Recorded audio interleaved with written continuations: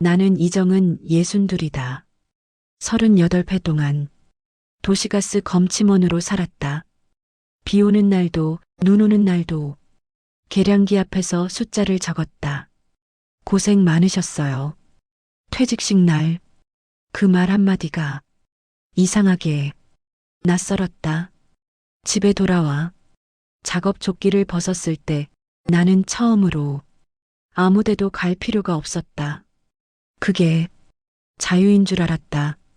남편 최병우는 내 퇴직을 반기지 않았다. 하루 종일 집에 있으면 서로 피곤해진다. 그 말이 맞는 말처럼 들렸지만 나는 곧 알았다. 그는 내가 집에 있는 걸 불편해했다. 밥 먹는 시간, TV 소리, 숨 쉬는 리듬까지 나는 은근히 방해물이 되어 있었다. 어느 날 나는 제안했다. 각자 살듯이 지내보면 어때요? 같은 집, 다른 인생. 병우는 별다른 반대 없이 고개를 끄덕였다. 그 반응이 나를 더 불안하게 만들었다. 사랑이 식은 게 아니라 이미 기대가 없어진 얼굴이었다. 그 즈음 나는 구청에서 운영하는 시니어 사진반에 등록했다. 카메라를 들고 처음 찍은 건 나 자신의 손이었다. 그때 옆에서 말을 건 남자가 있었다. 손이 참 성실하게 생기셨어요. 이름은 남태훈. 지역 신문에 실리는 동네 기록 사진을 정리해 준다고 했다. 그 말이 왜 그렇게 마음에 남았는지 지금도 모르겠다.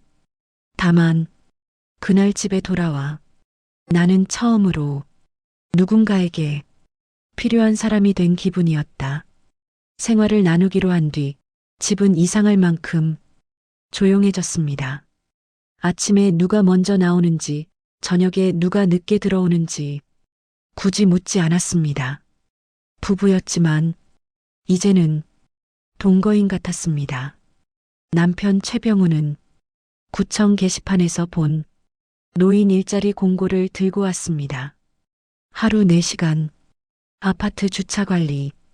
그는 일이 있다는 사실보다 집에 있지 않아도 된다는 점에 안도하는 얼굴이었습니다. 나는 사진반에 더 자주 나갔습니다. 카메라를 들고 골목을 걷는 시간이 생각보다 좋았습니다. 사진반 사람들은 내 과거를 묻지 않았고 지금의 나만 봐주었습니다.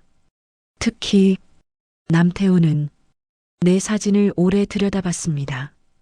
이 사진 사람이 보이네요. 그 말이 칭찬인지 위로인지 구분되지 않았지만 가슴이 따뜻해졌습니다. 집에서는 대화가 점점 줄었습니다. 병우는 저녁마다 핸드폰을 들여다봤고 나는 사진을 정리했습니다. 어느 날 병우의 휴대폰에 메시지가 뜨는 걸 우연히 보았습니다. 오늘도 고생 많으셨어요. 내일은 제가 커피 살게요. 보낸 사람은 박은주. 아파트 경로당에서 같이 근무하는 봉사 담당자라고 했습니다. 그날 밤 나는 아무 말도 하지 않았습니다.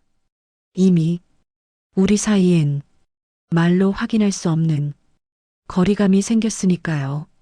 며칠 뒤 태우는 나를 불렀습니다.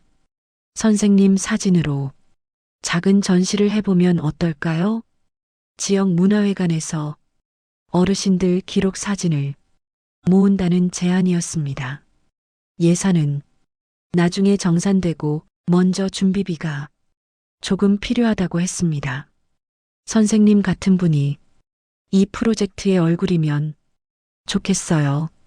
그 말에 나는 오랜만에 누군가에게 선택받은 기분이 들었습니다. 집으로 돌아오는 길 마음 한구석에서 이런 생각이 스쳤습니다. 이게 내 인생의 두 번째 시작일지도 몰라. 그때는 몰랐습니다. 그 문이 구원의 문이 아니라 덫의 입구였다는 걸. 사진 전시는 생각보다 빠르게 굴러갔습니다. 남태우는 하루가 멀다 하고 전화했습니다. 선생님 사진 반응이 좋아요. 구청 쪽에서도 관심을 보이네요. 그 말 한마디에 나는 하루 종일 기분이 떠 있었습니다. 누군가 나를 필요로 한다는 느낌은 생각보다 강력했습니다.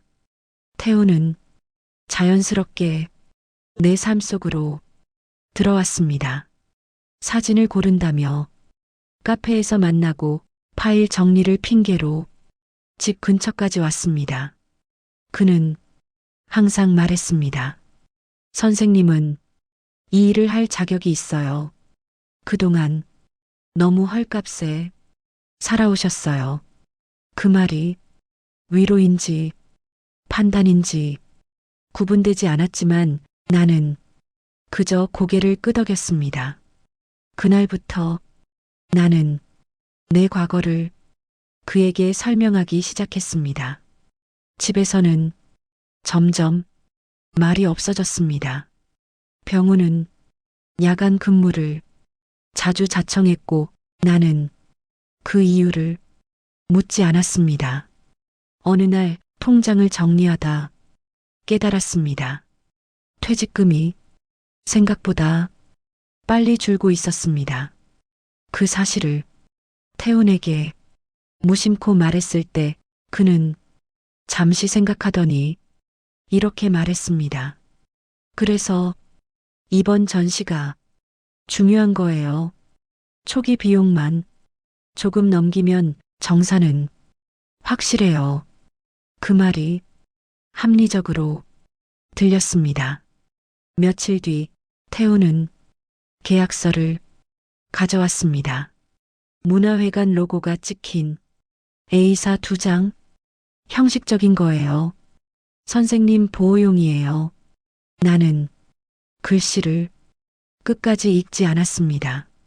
그보다는 태훈이 계속 나를 선생님이라고 불러준다는 사실이 더 중요했습니다.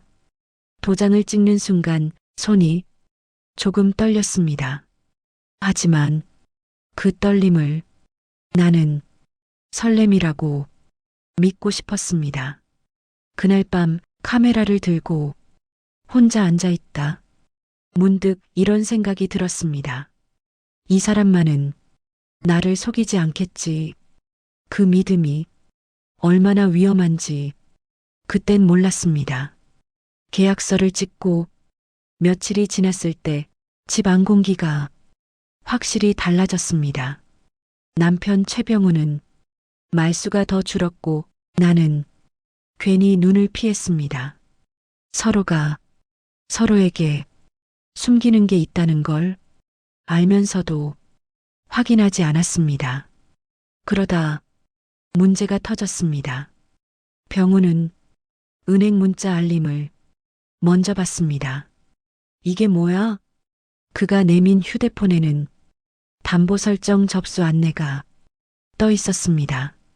나는 숨을 한번 고르고 말했습니다. 사진 전시 준비비야. 곧 돌려받아. 병우의 얼굴이 굳었습니다. 그 남자 정체가 뭐야? 왜 나한테 한마디도 안 했어? 그 질문이 걱정이 아니라 통제처럼 들렸습니다. 그 순간 나는 말을 바꿔버렸습니다. 당신이 뭘 알아? 말은 한번 엇나가면 돌아오지 않습니다. 병우는 서류를 집어던졌고 나는 소리쳤습니다. 내 인생이야. 평생 당신 눈치만 봤어. 그 말이 칼처럼 공기를 갈랐습니다. 병우는 한참을 서 있다가 낮은 목소리로 말했습니다. 그럼 혼자 책임져. 그날 밤 그는 짐을 싸서 나갔습니다. 문이 닫히는 소리가 생각보다 컸습니다. 혼자가 되자 두려움이 밀려왔습니다. 그 두려움을 나는 곧바로 태훈에게 보냈습니다. 남편이 나갔어요. 잠시 후 답장이 왔습니다. 선생님, 이제 진짜 어른이 된 거예요. 반대하는 사람은 다 자기 기준으로 묶으려는 거예요. 그 문장을 읽는 순간 가슴이 이상하게 편안해졌습니다. 나는 병우를 잃었고 대신 나를 이해해주는 사람을 얻었다고 믿었습니다. 그 선택이 얼마나 비싼 대가를 부를지 모른 채 남편이 나간 뒤 집은 너무 조용했습니다. 냉장고 소리, 시계 초침, 창밖 차 소음까지 전부 크게 들렸습니다. 그 공백을 메운 건 남태훈의 메시지였습니다. 지금이 고비예요. 조금만 더 버티면 선생님 인생이 달라져요. 나는 그 말을 의심하지 않았습니다. 이미 돌아갈 곳이 없다고 느꼈으니까요. 태훈은 추가 비용이 필요하다고 했습니다. 전시장 구조 변경, 출력 방식 수정, 외부 심사 대응. 말은 점점 전문적이었고 나는 점점 알아들을 수 없었습니다. 이번이 마지막이에요. 그 말에 나는 통장을 열었습니다. 퇴직금, 적금, 비상금, 숫자가 빠르게 줄어들었습니다. 송금 버튼을 누르며 손끝이 차가워졌지만 나는 눈을 감았습니다. 여기까지 왔는데 며칠 뒤 전화가 끊겼습니다. 문자도 메신저도 읽히지 않았습니다. 처음엔 기술 문제라고 생각했습니다. 그 다음엔 바쁘다고 스스로를 설득했습니다. 일주일이 지나고 나는 문화회관으로 갔습니다. 안내 데스크 직원은 고개를 저었습니다. 그런 전시 잡혀있지 않아요. 그 순간 바닥이 꺼지는 느낌이 들었습니다. 집으로 돌아와 서류를 다시 펼쳤습니다. 도장은 내 것이었고 서명도 내 손글씨였습니다. 계약 상대는 유령 같았습니다. 그제야 깨달았습니다. 사진이 아니라 꿈이 아니라 사람이 아니라 말을 믿은 대가라는 걸. 그날 밤 나는 불도 켜지 않은 채 바닥에 앉아 아침이 올 때까지 움직이지 않았습니다. 돈은 이미 없었고 자존심도 함께 사라졌습니다. 그리고 그제야 알았습니다. 자유를 원했던 게 아니라 인정받고 싶었던 것뿐이었다는 걸. 돈이 없다는 건 선택지가 없다는 뜻이었습니다. 집은 생각보다 빨리 정리됐습니다. 경매 통지서가 붙기 전 나는 급히 집을 내놨습니다. 가격은 시세의 반도 안 됐습니다. 서류에 도장을 찍는 동안 부동산 직원은 나를 보지 않았습니다. 그 시선이 차라리 고마웠습니다. 이사 갈 곳은 없었습니다. 처음엔 찜질방에서 며칠을 보냈고 그 다음엔 지인의 방 한 켠을 빌렸습니다. 짐은 캐리어 하나, 카메라는 팔았습니다. 사진은 이제 사치였습니다. 밤마다 손목이 욱신거렸고 잠은 얕게 깼습니다. 이 나이에 이게 무슨 꼴이지. 일을 구해야 했습니다. 이력서는 아무 의미가 없었습니다. 연세가 있으셔서요. 야간은 힘들죠. 사고 나면 책임이. 말은 정중했지만 결과는 같았습니다. 결국 나는 대형마트 계산대에 섰습니다. 서 있으면 허리가 아팠고 웃으면 턱이 떨렸습니다. 손님이 동전을 떨어뜨리면 그 소리에 괜히 눈물이 날 것 같았습니다. 어느 날 퇴근길에 비가 내렸습니다. 우산이 없었습니다. 비를 맞으며 버스를 기다리는데 문득 이런 생각이 들었습니다. 자유가 아니라 혼자였구나. 그때 길 건너편에서 익숙한 뒷모습을 봤습니다. 구부정한 어깨, 낡은 작업복, 최병우였습니다.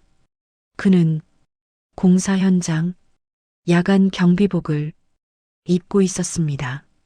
서로를 보지 않았지만 알 수 있었습니다. 우리 둘 다 완전히 밑바닥에 와 있다는 걸. 비 오는 날 밤이었습니다. 버스 정류장에서 우리는 서로를 봤습니다. 말은 아무도 먼저 꺼내지 않았습니다. 그저 서로의 모습이 너무 낯설어서 너무 익숙해서. 나는 마트 유니폼을 입고 있었고 병우는 공사장 경비복을 입고 있었습니다. 우리는 같은 방향으로 걸었습니다. 처음 꺼낸 말은 아주 사소했습니다. 밥은 먹었어? 그 질문에 나는 웃었습니다. 이제는 잘 안 먹어도 돼. 그 말이 서로의 가슴을 조금씩 눌렀습니다. 우리는 편의점에 들어가 컵라면을 하나씩 골랐습니다. 테이블에 앉아 김이 오르는 면을 바라보는데 괜히 눈물이 날 것 같았습니다. 병우가 먼저 말을 꺼냈습니다. 그때 내가 더 막았어야 했는데. 나는 고개를 저었습니다. 아니야. 내가 믿고 싶었던 거야. 우리는 서로를 탓하지 않았습니다. 이미 너무 많은 걸 잃은 뒤였으니까요. 그제야 알게 됐습니다. 자유를 원했던 게 아니라 혼자가 되지 않기를 바랐다는 걸. 헤어질 시간 병우가 말했습니다. 같이 살자는 말은 안 할게. 그 말이 고마웠습니다. 대신 이렇게 말했습니다. 가끔 같이 밥이나 먹자. 부부는 아니었지만 우리는 서로를 이해하는 유일한 사람이었습니다. 각자의 방으로 돌아가는 길. 나는 처음으로 후회 말고 수용을 했습니다. 이미 지나간 선택을 다시 잡을 수는 없지만 같이 무너진 사람과 같이 숨 쉴 수는 있다는 걸. 그날 이후 우리는 가끔 밥을 먹었습니다. 일주일에 한 번, 아니면 열흘에 한 번. 약속은 늘 짧았습니다. 시간 되면 연락할게. 그 말이 서로를 편하게 했습니다. 다시 함께 살자는 말도, 다시 돌아가자는 말도 없었습니다. 이미 그 시절은 지나갔다는 걸 둘 다 알고 있었으니까요. 나는 여전히 마트에서 일했습니다. 물건을 정리하고 계산대에 서고 퇴근하면 집에 돌아와 라디오를 켰습니다. 이전과 달라진 건 하나였습니다. 누군가에게 증명하려고 애쓰지 않았다는 것.